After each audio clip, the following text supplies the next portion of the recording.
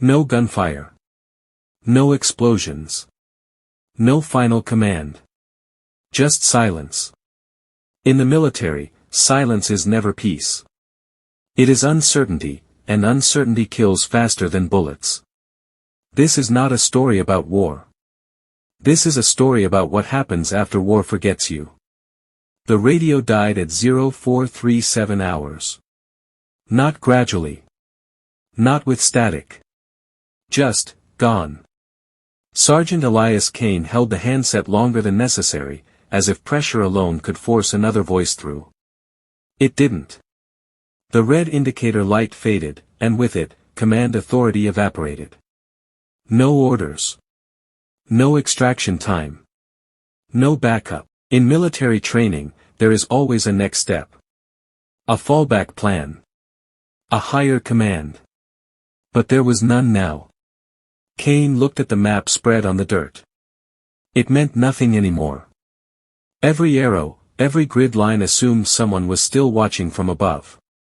They weren't. And that realization changed everything. The most dangerous moment in survival is not combat. It is the moment after structure disappears. Kane knew this. He had taught it. Soldiers are trained to follow systems. When systems collapse, untrained minds panic. Trained minds hesitate, because training tells them someone else will decide. But no one was deciding now. He counted the living. 3. 3 men. No chain of command. No mission. Just survival. From this moment, Kane said quietly, "We are no longer soldiers."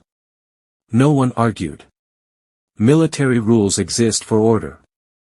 Survival rules exist for life. And they are not the same. Uniforms. They attract attention. Formations. They waste energy. Predictability. It gets you tracked. Kane buried the radio. Not destroyed it, buried it. Anything that reminds you of command can keep you waiting for help that will never come. The first rule of survival after command collapse: do not wait for permission to live. They moved at night. Not because it was safer, but because it felt right. In training, movement has purpose. Routes are planned. Objectives defined. Here, movement existed for one reason only: to avoid becoming static. Static things get found. They avoided roads. Avoided villages. Avoided anything that suggested civilization. Because civilization asks questions. And questions lead to answers. Hunger doesn't make you weak. It makes you honest. By the third day, discipline cracked. Not loudly, quietly. One man suggested stealing food. Another suggested surrender. Both ideas came from the same place: fear. Kane let the hunger sit. Survival is not about solving problems immediately. It is about knowing which problems can wait. They ate plants Kane recognized from old manuals no one took seriously in training. Manuals exist for moments like this, but only when pride is gone. In the military, visibility means control. In survival, visibility means vulnerability. They removed insignia. Cut hair unevenly. Dirted skin intentionally. Not camouflage, erasure. To survive long-term, you must stop looking like someone worth noticing. Kane said it simply: we are not hiding. We are disappearing. At night, discipline fades. Minds drift. One man asked the question everyone avoided: what if no one comes? Silence followed. Kane answered without drama: then tomorrow still exists. And that's enough. Survival thinking does not need hope. It needs continuity. Civilians are unpredictable. They are not trained to recognize threats, only difference. Difference attracts attention. The group learned to walk slower. Sit casually. Avoid scanning movements. Military awareness is visible to those who know what to look for. So Kane taught them something radical: act bored. Bored people look harmless. Combat skills are loud. Survival skills are quiet. Cain forbade displays of strength. No dominance. No confrontation. Winning a fight solves one problem and creates 10 more. In survival, the goal is not victory. It is continuation. Memory is heavy. Every soldier carries ghosts, orders given, lines crossed, decisions justified. In survival mode, memory drains energy. Cain enforced a rule: we do not discuss the past unless it helps tomorrow. Not because the past didn't matter, but because it was finished. Days blurred. Without rank, time becomes strange. No salutes. No schedules. No briefings. Just sun and hunger and movement.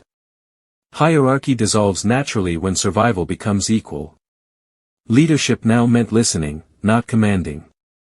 They found shelter. Dry. Hidden. Safe. Too safe. Safety invites permanence. Permanence invites patterns. Patterns invite discovery. Cain insisted they move on. Survival favors motion over comfort. One man left. Not dramatically. Just walked away.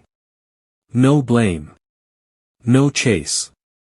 In survival, cohesion is voluntary. Forcing unity creates fracture. Cain let him go. Loss is part of survival, emotionally and physically. Hunger softened. Sleep shortened. Senses sharpened.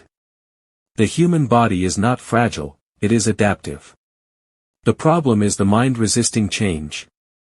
Once resistance ends, survival becomes routine. Cain stopped thinking of himself as sergeant. Then as soldier. Then as survivor. Eventually, just as human, identity is a luxury. Survival requires simplicity. Weeks later, sound returned. Not orders. Engines. Civilian. Normal. The world hadn't ended. Only their connection to it had. Returning is harder than surviving. Systems expect compliance. Survival teaches independence. Cain struggled more with paperwork than hunger. Because systems do not understand what happens when they disappear. Military training teaches how to fight. Survival teaches when not to. The greatest skill is not strength. Not weapons. Not tactics. It is adaptability. Because when the last order is given, and no new one comes, the only command left is simple: live. This was not a war story. This was a survival story. And survival is not heroic. It is quiet. Patient. Unnoticed.